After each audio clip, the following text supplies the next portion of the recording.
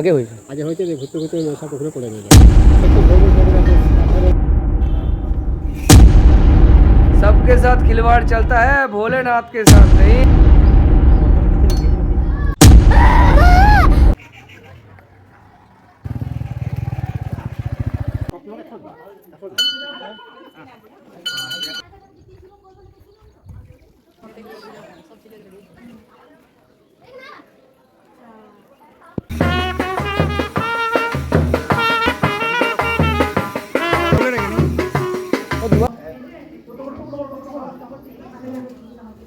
মানে মন্দিরটা 600 বছর বয়স। হ্যাঁ, অনুমানে বলছি, এখন জানেন রাজুদের বাবাদের মানে হাজারও হতে পারে।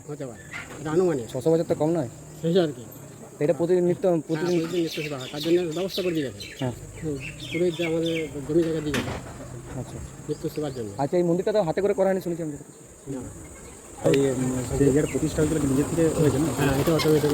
নিজের থেকে বেরিয়েছে যেটা তারপরে করা হচ্ছে, নিজের হাতে করে করতে হবে। হ্যাঁ, এইভাবে করে জিনিস, এইভাবে আমরা এইটুকুই জানি। এরপর আরও বেশি জানতে হলে বয়স্ক মানুষ থেকে সংক্রান্ত চৈত মাসের সংক্রান্তি গাজনটা হয়। গাজনটা হয়। এই শিবটার কি নাম আছে? রজনীশ্বর। রত্নেশ্বর। বিয়ে বাড়িও হয় নাকি? বিয়ে বাড়ি হয়, প্রতিদিন এমনি পুজো হয়, এমনি সোমবার শুক্রবার ধরে পুজো হয়। হ্যাঁ, সোমবার শুক্রবার ধরে মানতও করতে আসে না লোক। মানত আছে। মানে আমাকে যেটা শুনলাম ওখানে ওরা খুব জাগ্রত। এটা আছে, আমরা ওইভাবেই দেখছি, মানে যা কিছু হয় মোটামুটি বাবা তাদের সব মনের ইয়ে পূরণ করে। মানে ভোক্তা হয় আড়াই দিন 3,500 ভোক্তা। এমনি মাথা চালা ভোক্তা হয়, মাথা লাড়া, মাথাটা ভোক্তা হয়। আমাদের যেরকম আমার যেখানে বাড়ি হচ্ছে ওখানে 2,500-3,000 ভোক্তা হয়, মিনিমাম 1500-1600 ভোক্তা শুধু মাথা লাড়া হয়। মানে ও যেখানে থাক ও ওইখান থেকে ঠিক মাথা লেড়ে লেড়ে আমাদের রামেশ্বর মন্দিরে চলে আসবে। বান আছে, বানপুরা হয়, হ্যাঁ বানপুরা হয়, জামাখানা হয়, চড়ক হয় না? চড়কটা হয়, চড়কটা হয় না। আগে ওই গাছগুলো ওখানে আগে হতো, আমরা দেখিনি, মানে আমরা শুনেছি দাদু।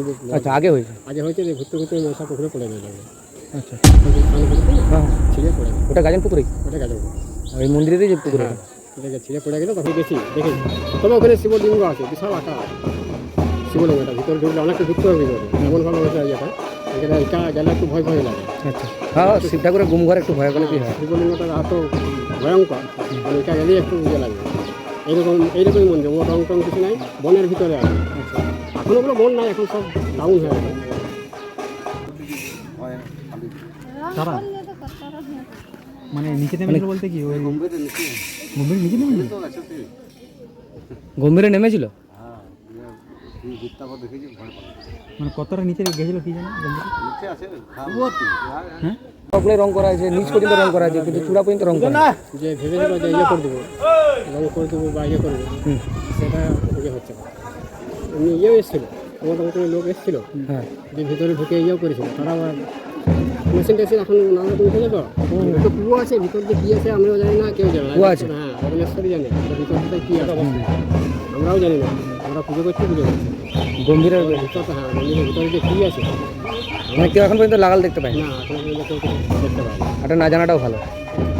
ওই ভিতরে এটা ওই পুরো মন্দিরটা অটোমেটিক উঠেনি, মানে মূর্তিটা অটোমেটিক উঠেছিল।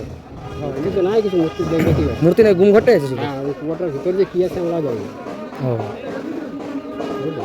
তবে আমরা পরিষ্কার যখন সকালে আসি পরিষ্কার করি, ওই কুয়োর ভিতরটাতে আছে, ওদের ভিতরে এমনি কলঙ্গা আছে, ছোটো কলঙ্গা, ওইদিকে মুখ করে আছে।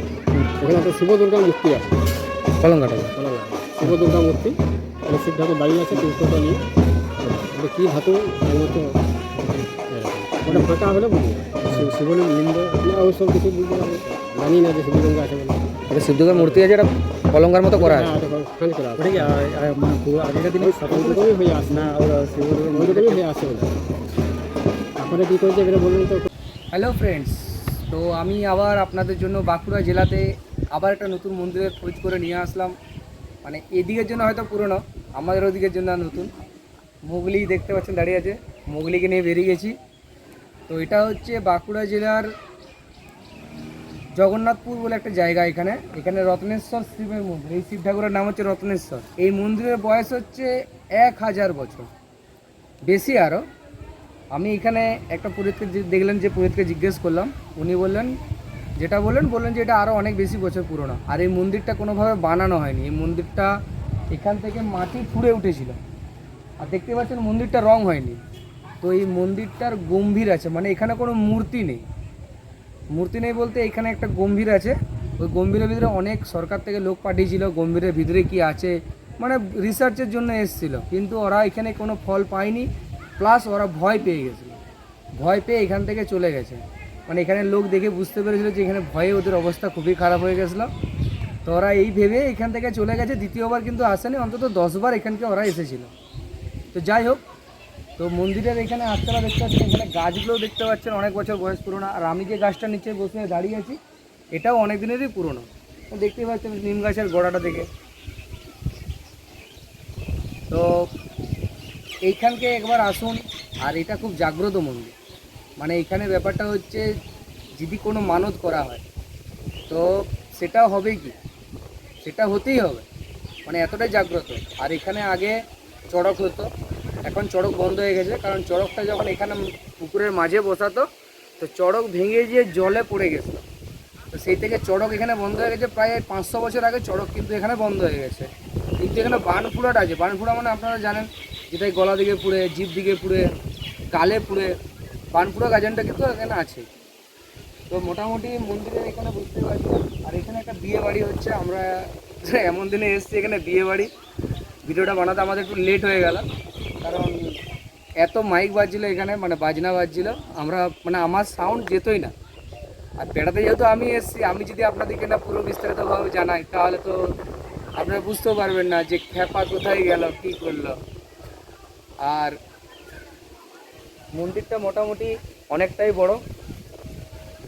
মন্দিরের সব জায়গাটা দেখুন রং টং করা আছে, সব কিছু করা আছে, শুধুমাত্র মন্দিরটাতে কোনো কালার নেই। মানে এখানে স্বপ্নাদোষ, মানে স্বপ্ন দিয়েই ছিল যে এই মন্দিরটায় যেন কোনো রং না করা হয়। তো তখন থেকে এখানে রং টং হয়নি। মন্দির যে অবস্থায় মাটি ফুঁড়ে বেরিয়েছিল এখনও পর্যন্ত 1000 বছর পরেও মন্দির কিন্তু সেরকমই, এখানে তার রং নেই।